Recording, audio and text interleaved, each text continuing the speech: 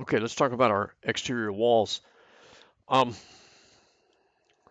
I've given you different wall types that you're to build and to put in, and I gave you dimensions for them for most of the things. And I put all of my masonry walls in first, all my CMU walls, because I needed to get them in to where I can see, what I'm dealing with on these metal stud walls. This one right here over the window is a metal stud wall with brick exterior.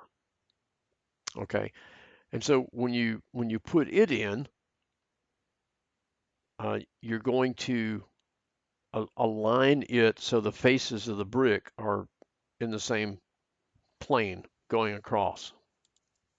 If we look at it, well, that's picking up the, excuse me, that's picking up the storefront. Let me go here. Okay, so here's my CMU wall. Here's my metal stud wall. And so I'll align those things up. The CMU wall is based on the grid lines, and in this wall type was aligned so the brick is continuous across there. Okay, on the front walls, um, you'll put those in. Your masonry walls are going to be based on your grid lines, of course. And then when you think about the way that these walls, and it's not showing the drywall here, but the way that I've built these walls that I've given you is the thicknesses of everything would give us the same plane on the inside for our drywall. So when you put these metal stud walls across the front end, it's it's the drywall, it's the drywall, my flash drive. It's the drywall on the inside that is going to drive the alignment. Okay. And then on the outside, the cedar siding is going to be wherever it's going to be. And the 2-inch ephes finish, which is not shown in this view, is going to be wherever it's going to be.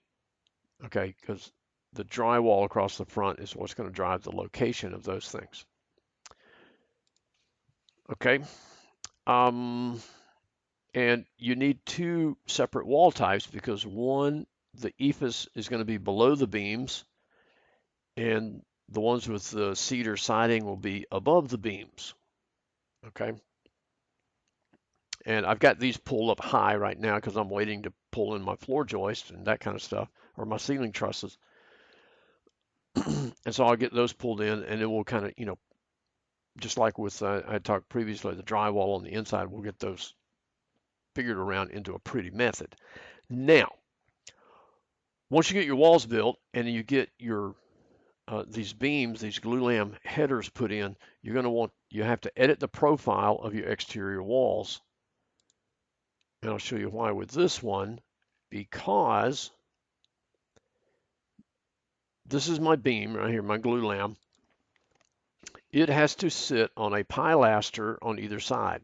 That the pilaster will be 8 inches, okay, and then we need like 7 3/4, or we need 3/4 of an inch space between the end of the glulam beam and the vertical wall going up next to it. So what I did is I put my beams in and made them the length of the window openings. Okay, and then I used a start and an end extension of 7 1/4 inch on both ends, and then that leaves me with that 3/4 inch gap that I would normally have on the other ends. So once the beams are in place and set to the right size, you can select the masonry wall next to it and go edit profile and change that profile on the inside. Okay, so that the masonry wall actually comes to the edge of the beam. Um, I guess technically we need the additional 3/4 of an inch. Yeah, I need the other 3/4 of an inch. Haven't done that yet. So,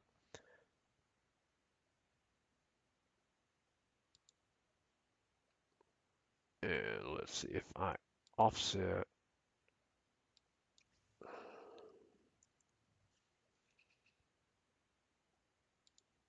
that. Uh,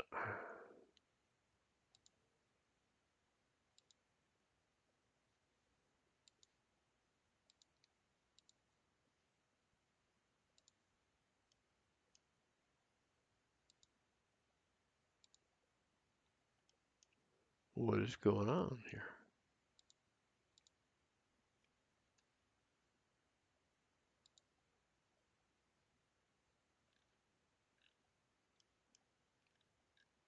Okay, so that looks good.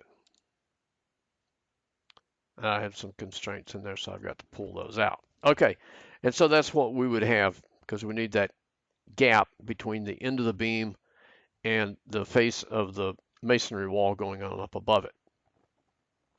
Okay, and our our details will have a beam seat that the beam sits on that's embedded in the concrete or in the wall. But for the sake of our model, we will not show that here. We'll show that in our section detail drawings. So we'll add it as a detail thing. So that's how you're going to fix those things. And in these walls, you would edit the length. You're not really editing the profile, but you're editing the length of the wall so that it will cover up that additional gap when we get things built. And so you're going to do that for all of the wall openings where there is a beam put in place. And the beams, let me go back to my top of beam plan. Woo.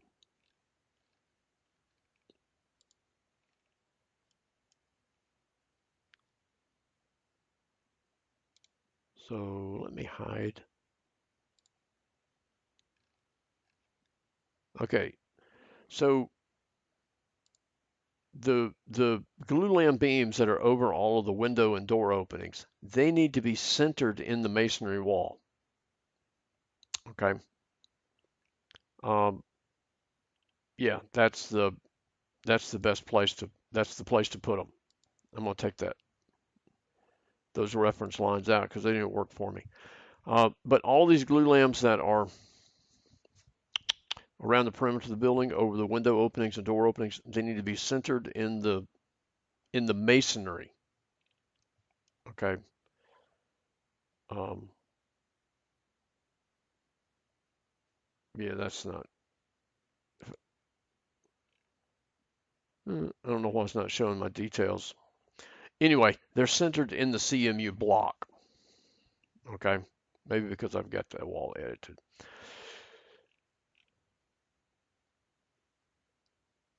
Okay. So I think that will cover a lot of stuff to get you going with the walls there. So this gives you an idea of what the structure looks like. Okay. And I'll deal with the storefront curtain walls in another video. Okie doke. If you got questions, shoot me an email. Come see me.